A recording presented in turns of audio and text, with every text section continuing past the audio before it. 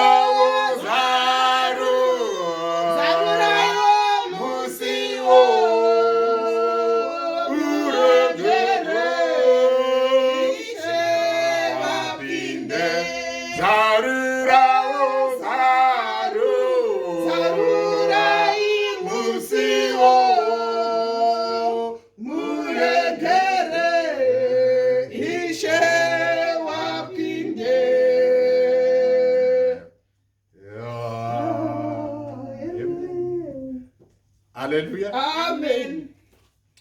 Ruda kutenda Mwari masikati ano vachiunganidza sevana vavo kuti tiuye tizonzwa kutaura kwavo. Amen. Tiuye tinzwe pfungwa dzavo, tiuye tinzwe kudya kwomweya. Mazuva akaipa kudai zvakutsvaga vakachengeta shoko raMwari pasi pemwoyo kuti vagorega kutadzira Mwari. Amen. Ndoda kukwasai nese nezita raJesu. Mwari verugare vakuchengetei vakuitirei zvakanaka. A lot has already been said and I'm not going to say much and I'm not going to stay here longer. Mwari verugare vave nesu. Hallelujah. Amen. Padautwa pasi hai Mwari vachazviita nezita raJesu. Hallelujah. Nyaya tiri kutaura pano inyaya yakanaka chaizvo. Jesu ari kutaura, ari kufamba nevadzidzi vake.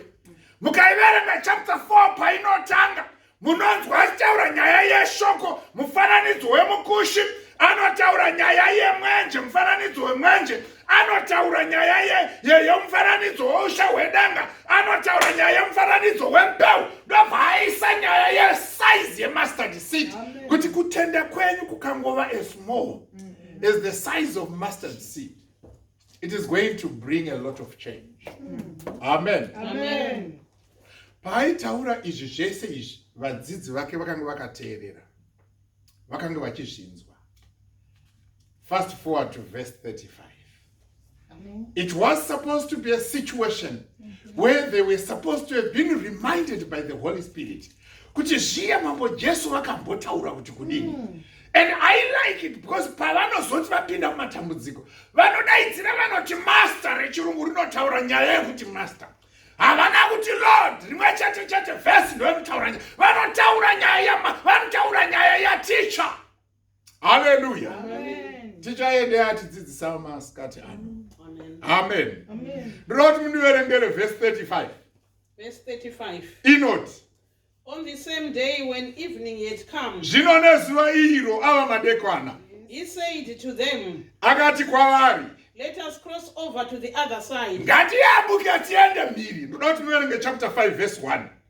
Chapter 5 verse 1. Yes. Then they came to the other side of the sea, vakasvika mhiri kwegungwa, to the country of Cananis, kunyika yevagerase. Hallelujah. Amen. Hallelujah. Amen. Bekutanga, it is a point of departure. Just ari kutaura kuti kune kumhiri koda kuendwa. Pa chapter 5 verse 1 yavetaura kuti rakasvika. Hallelujah. Amen. Hallelujah. Hallelujah. Amen. I know kuti kana tichitanga nyaya yerwendo, Mwari vanotitaurira ngatiyambuke mhiri, but dzimweni nguva we want to take stock yekuti vamwe vakambodaro vakaita sei, business rake rakabhuroka, vakadaro vakazoita sei vakapinda mugwa ikarohwa nemastorm. Tinotaka kunzwa kubatirira panyaya yemastorm, nyaya yekusvika yonetsa kubatirira kwairi. Hanzi neshoko raMwari vakasvika. Haleluya. Haleluya. Amen. Mai vari pano ngavafarire kuti rwendo rwaminarwo Tichasvika. kunosvikwa. Yes, Lord. Haleluya, haleluya. Amen. Vanoita vana ava sevasinganzwi, asi nyaya iri panhaya kuti kuchasvikwa. Baba ava vanoita sevasinganzwi, asi nyaya iri panhaya kuti tichasvika. Mai ava ve 400 words per minute vanoita sevasinganzwi, asi tichasvika. Amen. Haleluya, haleluya. Kubasa kusina kumira zvakanaka uko, asi tichasvika. Haleluya, haleluya. Utano usina kumira zvakanaka, asi Bible shoko raMwari rati tinosvika. It does not matter maturbulence, asi tinosvika. Amen. Haleluya. Amen. Imwani makakwira Boeing 707 indege, mukasvika asi mudengo mumainzwa mabhambu kuti ukatoti nayo rimwe wingi richaita serichadambuka nayo vedu. Zvino zvagoita seiko kubatira hura mumaoko? Vamwe vakanyepera kuvacha, vamwe vakaisa mablinda. Rufo runongouya makaisa mablinda mai, vamwe vakaisa mablinda kuti kana yowa handidi kunzwa kuti yadona. Vamwe vaonwa norasa pamba achikwira ndege kuti ndivate ndipepuke ndasvika. Nyaya iri padea kuti asi makasvika zvakadaro wani. Makasvika. Haleluya. Rwendo rwatinarwo chokwadi chiripo chatoda kutenderana masikati anaya. Haleluya. Ndeyekuti tinosvika. Amen. Kuroora kwevana, rwendo rwacho kana ruri rwendo, Bible shoko raMwari riri kutaura kuti tinosvika. Kuroorwa kwevana kana Bible shoko raMwari riri chokwadi riri kutaura nyaya yekuti tichaita sezvazvo. Panosvikwa apa, makeka achadyiwa, aiwa kuchasvikika, marenda aiwa muchatonetsekana kuti nderiprotosia nekuti panyaya iyi pachasvikwa chete, pachasvikwa. Mweya yemadzinza ichida isingadi, asi pachasvikwa. Vachabata mudonzo muri pamusha ipapo nekuti panosvikika. Haleluya. Baba maiti handiendi nenharo. Mwari vachangokusvitsai pamusisataure kuti handiendi. Kungonzwa ngoti zvese zviringotaura kuti ndiriwe panapa. Hapana chiri kuthretena. Kwata kutotarisira kuenda kwakudenga, hakusisiri kuenda kwekwatakabva uko. Haleluya. Yes, tibva tazviziva kuti kana muya matairara makapiwa vanun'una nevaroro nevazukuru hako, hakusina rumu yedu kwataakuenda kudenga uku ndokwega kwasara. Haleluya. Ndangwati ndifarire nyaya yekuti vakasvika. Haleluya. Nezuva iro nyaya payakatanga zvaita sekunga ndambe, asi vakasvika. Mai vari kubuda muno mungavatende nyaya yekuti rwendo kutanga kwarwo, yes, we will start. We will have problems, yes. Tingangoita sevashoma, yes. Tichazoita se tingashaiwa mari, yes. Asi nyaya iripo ndeyekuti final destination is determined by God. It is not determined by the number of problems that I face. Hallelujah. Amen. Mai vari pano ngavafarire nyaya yekusvika. Hallelujah. Amen. Ngatifarire nyaya yekusvika. Amen. Ngatimbonzwai kuna Joshua chapter 1 verse 2 kuti anoti kudini. Ndiwo she mambo Jesu iye anogodza mukati memoyo wangu. Ndiwo she mambo Jesu ndiwo anogodza mukati memoyo wangu. Verse 2. Joshua chapter 1 verse 2. Yes. Moses my servant is dead. Yes. Now therefore arise. Go over this Jordan. You need to go over this Jordan. Hallelujah. Amen. Vakambenga varipo vana Moses nyika yachipikirwa hakusisina chandakuda pauri Joshua, you need to cross over because nhaka yandakakugadzirira ipo panapa. It is on the other side. Right. Hallelujah. Amen. You need to what? Cross over. You need to cross over Jordan. Why? You and all these people. The land which I am giving to them, right, the children of Israel. Hallelujah. Amen. No. You and the children. Hallelujah. Amen. You and the children. Mapiwa shoko hili. Ndime muri mugwa homberacho. But pane tugwa tuduku twakakukomberedzai. Asi yami ndime muri the antenna. Ndime muri the receptive. Device. Inonzwa kutaura kwaMwari. Kuti matambudziko ese atiri kuonayo. Ndayo iripo ndeyekuti chokwadi we are going to cross over. Nekuti the land of the promise is still there. Nyangwa kuti musingazvinzwe vamwe vaningina. Musingazvinzwe hanzvadzi dzangu. But the vision yandopiwa naMwari ndeyekuti tichasvika, tichayambuka. Nyaya iripo ndeyekuti we will be there. Amen. Hallelujah. Amen. Moses anogona kunge asisipo. But we are going to cross over River Jordan. Because kumhiri uko kune nyika yachipikirwa yandakapa iwe nevana vauri kutungamirira. Hallelujah. Amen. Ndobva yanzi kuna Mark chapter 5:4 nezuva iro. Amen. Amen. Kana zuva racho ringanzi nhasi, ndikuda kuti uzviziye kuti dzimweni nguva tinorigamushira shoko iri nhasi nekuti zvichiri kuzipa on this other side zviri kunakidza. Hallelujah. Pane ma-red carpet treatments, pane anochiriro maoko wasimuka waimba kana kuti waparidza, but pane musi wazvichashayiko nekuti rwendo rwavo harusi kutangira harusi kuperera parwatangirayo. There are milestones that we need to cross over. There are situations that we need to deal with. There are challenges and problems that are going to face us as we cross over. Now we report kuti dano vadzidzi vamwe vavaJesu va-understanda nyaya yataurwa naJesu. Vati ngatiyambukire mhiri. Havana kuti tiri kuperera panzira. Vati tiri kuyambuka. Saka chauri kutya chii kana kwanzi tiri kuyambuka? Chamuri kuzeza chii kana manzi muri kuyambuka? Kureva kuti hakuna any amount of complaints pakati apa dzichauya dzikastopa kuti mutadze kuyambuka. Hakuna amount of ma-Egyptians achauya akatadzisa imimi kuyambuka. Hakuna any challenge big or small ichauya muupenyu hwenyu ikatadzisa kuti uyambuke. Nyaya iripo ndekuti kana ingava promotion, chiripo ndechekuti Mwari vari kuti unosvika, unoyambuka. Ndozvavakataura. Musi wavakupa basa, musi wavakupa the business, musi wavakupa the project, musi wavakupa the husband, wife or the children. Nyaya iripo ndekuti unotoyambuka chete. Yes. Hallelujah. Amen. Kuyambuka unotoyambuka. Kuti kana wotadza wozorohwa neshamu, Mwari vanenge vachibvunza mubvunzo Isaiah chapter 6.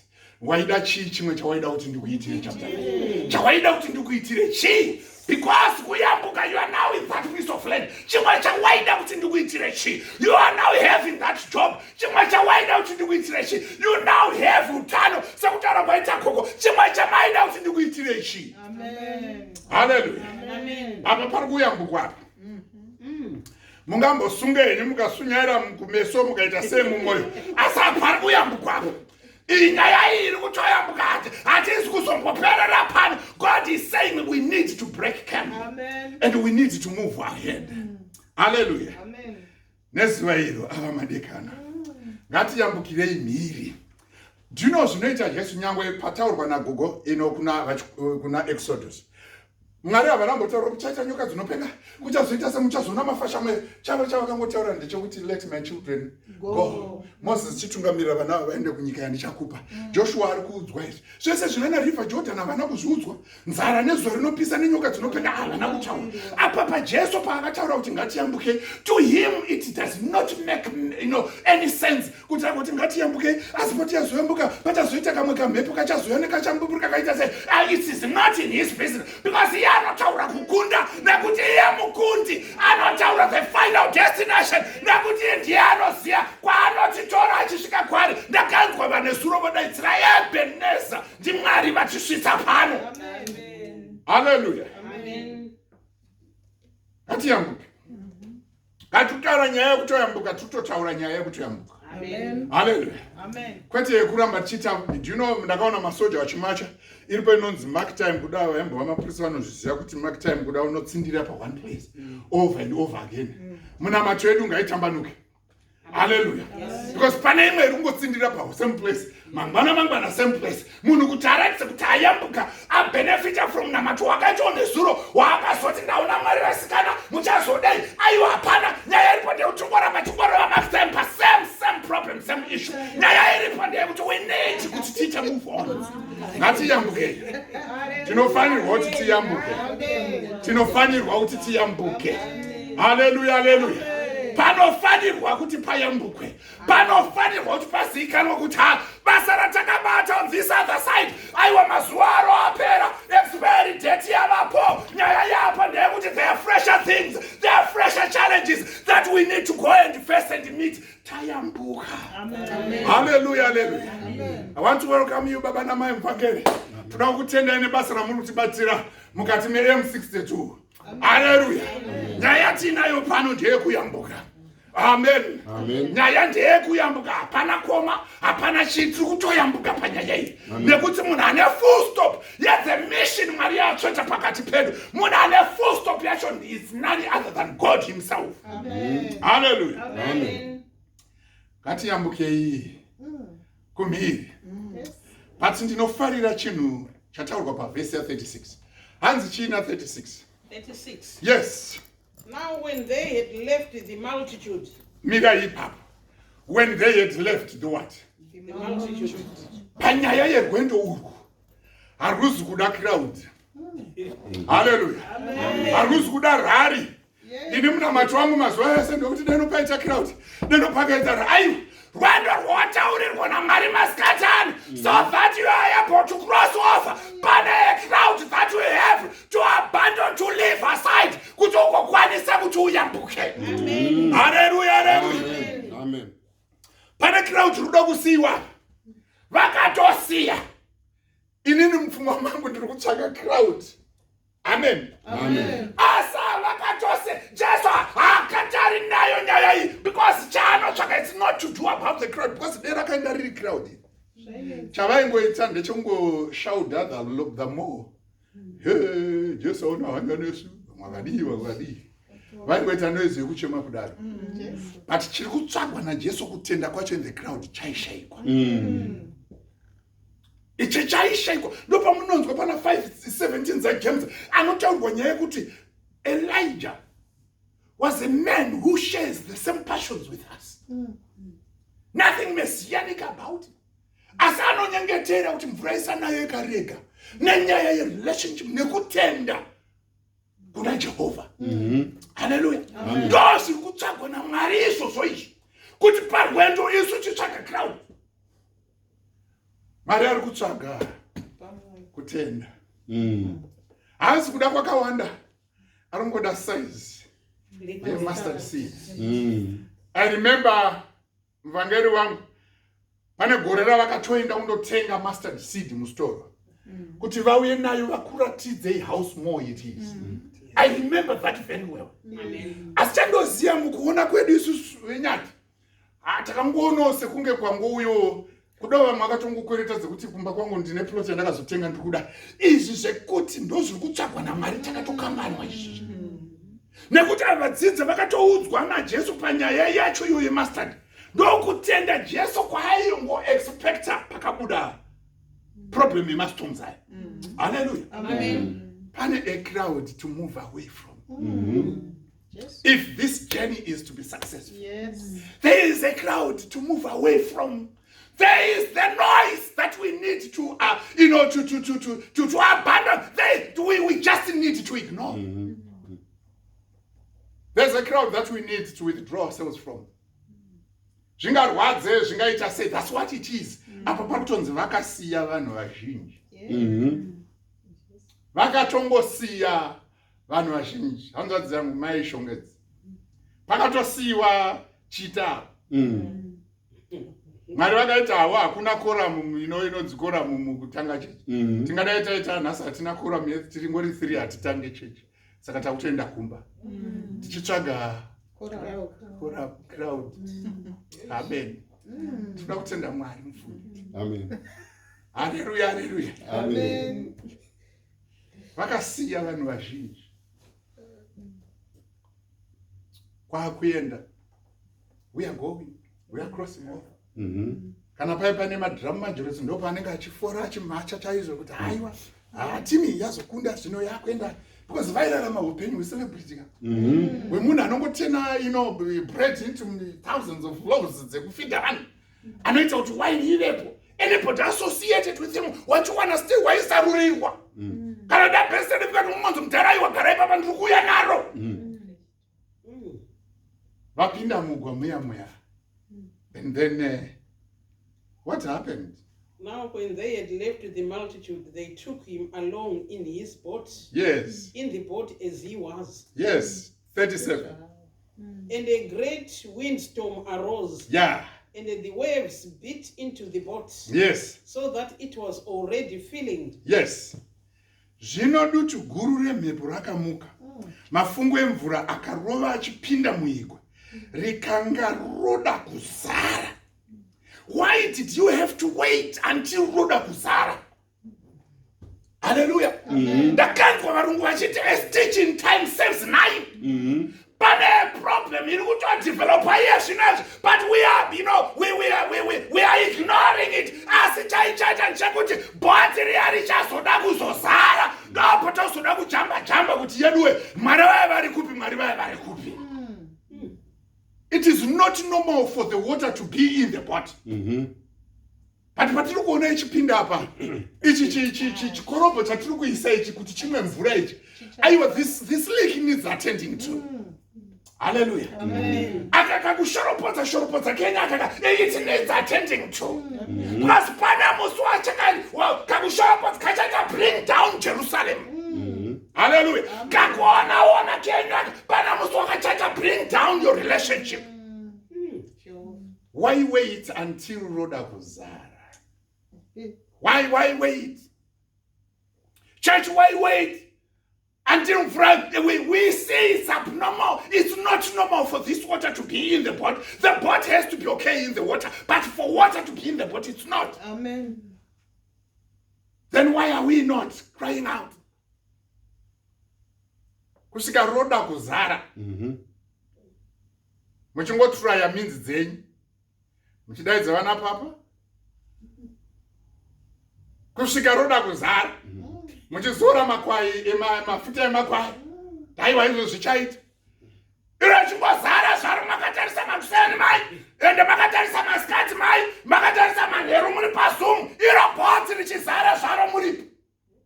Kuti muvhunduke kuti things are no longer right. Amen. Rakuda kuzara bhoti renyu iri mai. Muri kufamba henyu naJesu mamutora sezvaari. But bhoti renyu riri kuzara kai. Amen. Amen. Vangeri bhoti riri kuzara. Hallelujah. Ende hapana ari kutirimuka. How come riri kuzara? Isu Jesu tina how come riri kuzara? Rakanga roda kuzara. The whole church was there in the pot. Vanapita shasha dzekuredza vari in the sea. Vakange varimo vanapita James and John. Vese vakange vari vana Andrew varimo.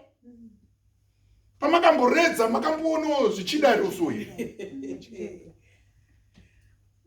It's no longer right. Amen. Amen. Let's not normalize an abnormal situation. Paupenyu hwedu, let's not normalize an abnormal situation.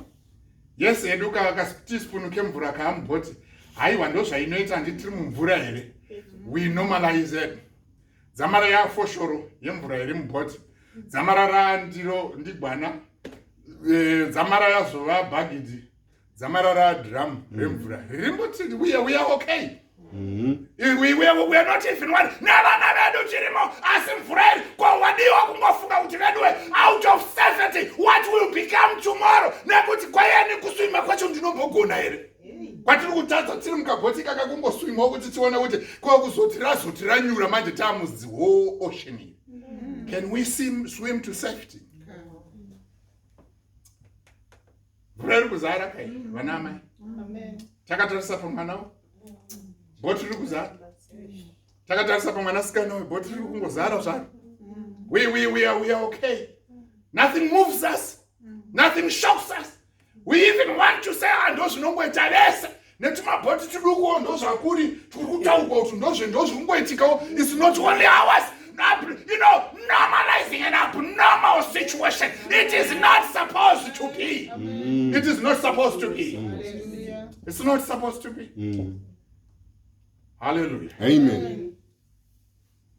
Now, Peter, Andrew, James, and John, remember you are experienced fishermen. Kupinda musii kwavari hazvirovesi nehana. Because no way upenyu hwavo. And zvekuenda neusiku izvi handivapapa vanotiudza Jesu kuti tarara usiku hwese. It is normal to them. There is nothing that makes them worry. It is normal. Now, there are storms in those normal territories dzeupenyu hwedu. Amen. And there is no normal territory other than a relationship. It does not matter mina Zendera, mina mrewa mina, but my relationship iwa yacho ari normal iwa yacho. Do you know pane storm yakayuswa na Judas Iscariot mu normal relationship in a circle. But Judas was there, and what did he say? He says, I'll give you a nice kiss. Mukangondipa 30 pieces of silver. It is in that storm rose. It was in those relationships that Peter Pachake, he denied Jesus not 1, 3 times. The storms are arising in those normal territories, very familiar territories. And you ask yourself the question, sure, sure, sure, my brother, sure, my sister, so that's not expected.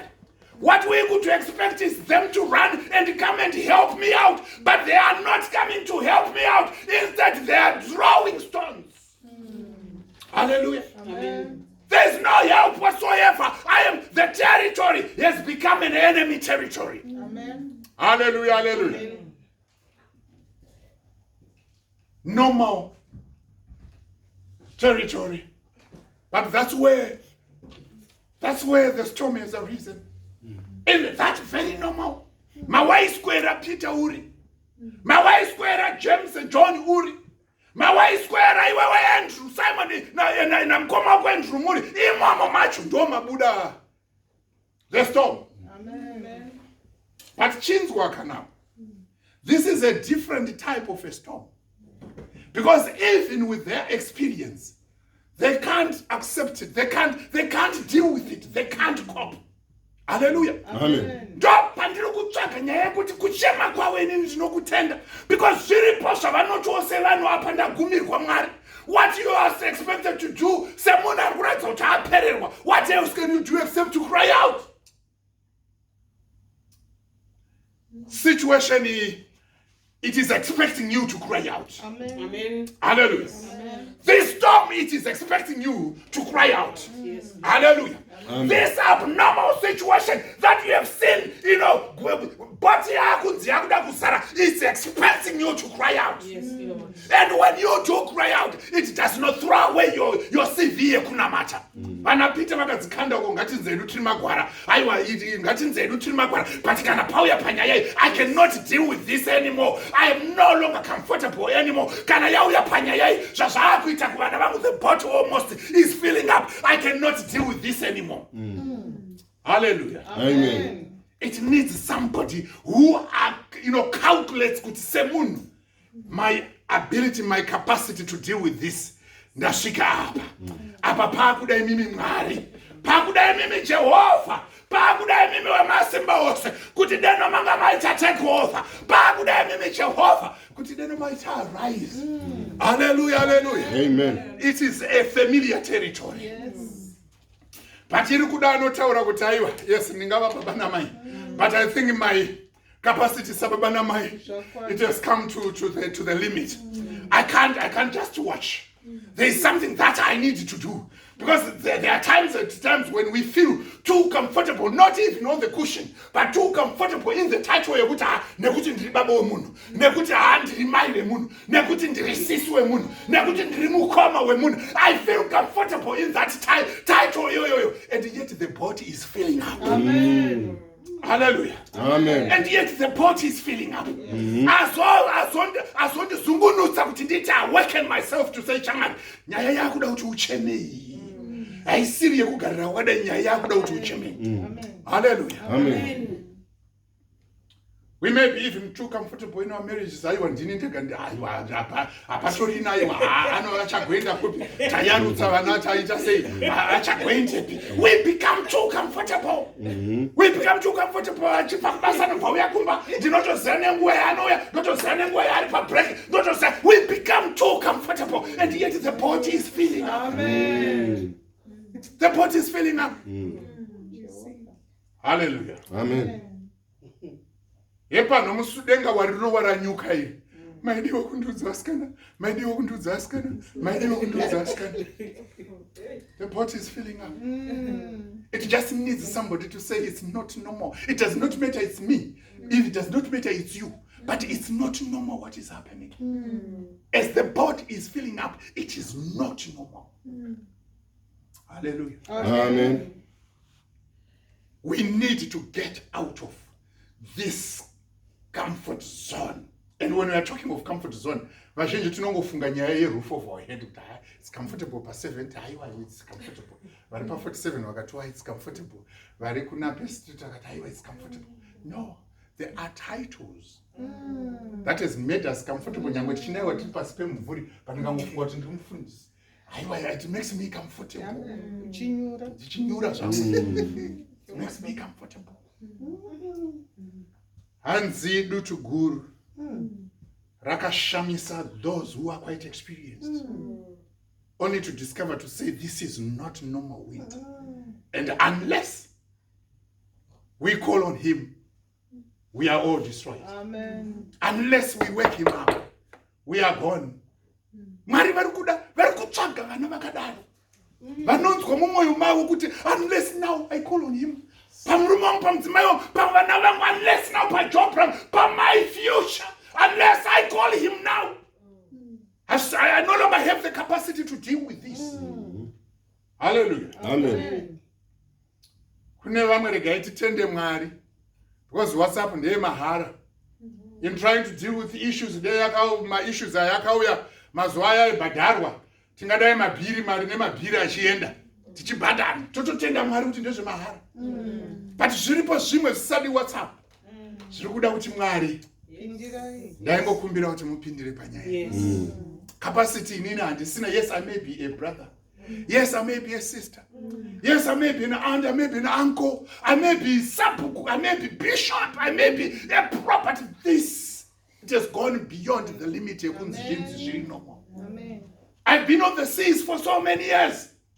Quite experienced we are. And this Zendera, ndikutarisana na Peter, akambaineni ndikutarisana na James, vana vaZebedi, ndikutarisana as experienced fishermen. Tichitendera now kuti this is not normal. Amen. Hallelujah. Amen. Mwari verugare ngatibatsire panyaya iyi yekucrossa over. Ndobva aita sei? And it was filling up, but he was in this term, Yes. asleep on a pillow. Yeah. And they awoke him and said to him, Teacher, do you not care that we are perishing? Yes. I will not fall to all that. Because I've been there. Where at times I say, God, where are you? Kana chipostori chese kuzimba kuti chakazomboimba Mwari wangu muripi? Pasika pakuda manzio dzimwe dzechipostori dzaitanga kuimbwa mugomo masowe nhamu yaunza munhu imomo. Hallelujah. Hadzina ngogaruka dzangoitwa pen and paper zviri zvamuna ayawo. Panguva yemisodzi kuti rinovira here, rinobuda here, rinonyura, rinobuda here, zuva mwana ari mupenyu uyu. Mwari wangu mainda kupi? Where have you gone? This has gone beyond me. This has gone beyond me. I have been there before. Tumari chokwadi muriko here. Because Kanambengo Muripo, you should have provided an answer.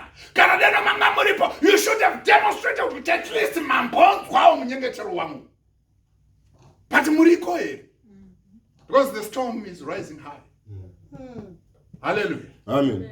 Muriko here Jehovah, because the storm is rising high. And this corner fresh Rutona Shingana Utokwira and then Papa Kukwira. Nakamotanga di Chambo Itashi gentlemen Utaiwa. God is okay, God is good, He's very faithful, but yes, I can if it knock any noise I can make. Amen. Amen. No longer secret about it. Amen. Yes. Hallelujah. Amen. Muriko here Jehovah. Because kana hanya dzenyu dziriko. Situation ingairapwe nemi. Hallelujah. Muriko here Jehovah. Kana chokwadi muripo. Ndaingokumbira kuti when I come closer, when I move closer, when I stretch my hand, find what in the matter that him. Kwete him but that him. And the more change the situation you open wangu. Hallelujah. Hanzi nekuti igwara kangaroda. Kuzara. We've tried everything else, Sevan. We've tried everything else, Sevan Okwanyati. We've tried everything else, Sema Story. We've tried everything else, Sevan. Banojka South, Nepiripi. We've tried everything. Hallelujah. Amen. Then he arose and rebuked the wind and said to the sea, Peace, be still. And the wind ceased, and there was a great calm. Verse 39 yakanaka mufunge. Because panere chishona yati akamuka. Hallelujah. Amen. Do you know kana uyu Jesu akamutswa akamuka kubva pakurara muboti. Even chatinoziva ndechekuti pa Hallelujah. Amen. Mungatarisa panguva yaakaroverwa pamuchinjikwa. Chatinoziva ndechekuti nezuva retatu akadini. Akamuka. This is the one we are talking about now. Where situation yako inini newe. Haisiri kuda uya achiri munzira kuenda kuCalvary. Tiri kutaura akatomuka kubva kukunda rufu. Hallelujah. Pamunonzwa Apostle Paul achitaura kuti that I may know him through the power of his resurrection. That power iroro rekukunda rufu irworworuka ringatadze nei kukunda mastorms auya ari kuteedza zita rekuti Fanuel ari kuteedza dzinza rekuti kwaZendera kwamakona. Power iroro ringatadze kukunda sei? Hallelujah. Amen. Amen. Iri rekungomumutsa adya akesera vhita egore iroro renguva iyo nevadzidzi akamuka wanaka akaita zvinoshamisa. Chapter iripo. What more when he has risen? Yes, Lord. From the dead, what more he has risen? He has conquered, he has overcome death. Yes. How much more can he say? Let there be peace in my storms, and there will be peace for sure. Amen. Hallelujah. Amen. And what he is simply looking for, kutenda kwenyu. Hallelujah. Amen. Ndo kwaari kutsvaga, kwaari kutarisa kutenda kwenyu vana amai. Akamuka kuvakafa. Ndewataakutaura nezvake izvi. Not one who is on the road to taura akudhila newe achera, akudhila nemi vana masiziva, akudhila nemi vana manyatra namamo, ndiyeye vana murewa, iye wacho iye akamuka kuvakafa. That's the one we are talking about. Saka simba rakamumutsa iroro iro, that power. It is that power that we want to apply to each and every storm. Hallelujah. That we have, normalized when it's actually abnormal. We have normalized it for years. Hallelujah. Amen. Let's thank God. Avana kuti tora tichi normalize an abnormal situation. Vati papukano kuti nhasi tishare shoko raMwari. Titaure sezvazvinofanirwa kuti mufungeka. This has gone beyond my salary grade. Hallelujah. Amen. Pane nyaya dzatinoita kubasa kuchiti ukanoka door unosvika wanzi nyaya yoya nayo panapa it has gone beyond my salary grade. Kureva kuti haigone kusolviwa neni palevel ino iyi. Yakuda vamwe vakuru chaiyo. Nauye tinaye mukuru chaiye akamuka. Tinaye mukuru chaiye wekuti tamupa matambudziko edu. Paanotaura kuti vese vakaneta vakaremerwa takaneteswa nemastorms. Hallelujah. Amen. Takaneteswa nemastorms. Takaneteswa nemastorms. How come the storm here iri kapera patenda kutanga Mwari ndasunungurwa tenda storm biro paramuka. Kuzambouya sei. Hallelujah. Amen. Hanzi uyai mese makaneta makaremerwa. One thing chandoda kukuitirai, I want to give you peace, my Osha. Yeah. Kana makaneta kuneta kwenyuka kwandoda kuti uve nako ukunzwisise. Ndoda kuti unete ku normalize an abnormal situation. Neta nekuzinyepera kuti handichada ndoda unatsotora problem kuti it's a real problem. It's a real storm. Yakuda a real somebody who has risen from the dead.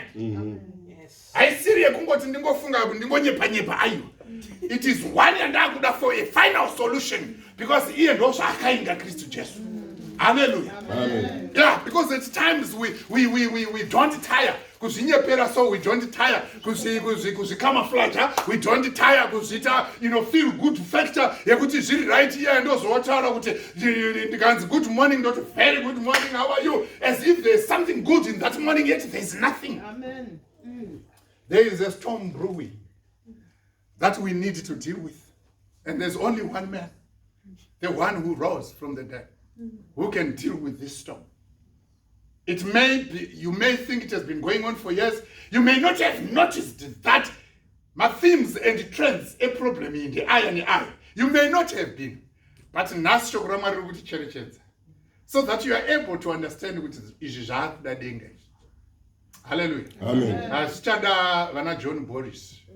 Zvakuda kuti Mwari vapindire. Amen. Hallelujah. Amen. Because I know we have got so much faith in politicians more than we have in Jesus Christ. Tine faith yakakurisisa muma politicians more than we have mushoko raMwari. Hallelujah. Amen. Hamuna hanya. Mwari vane hanya ndosaka vatunza kana.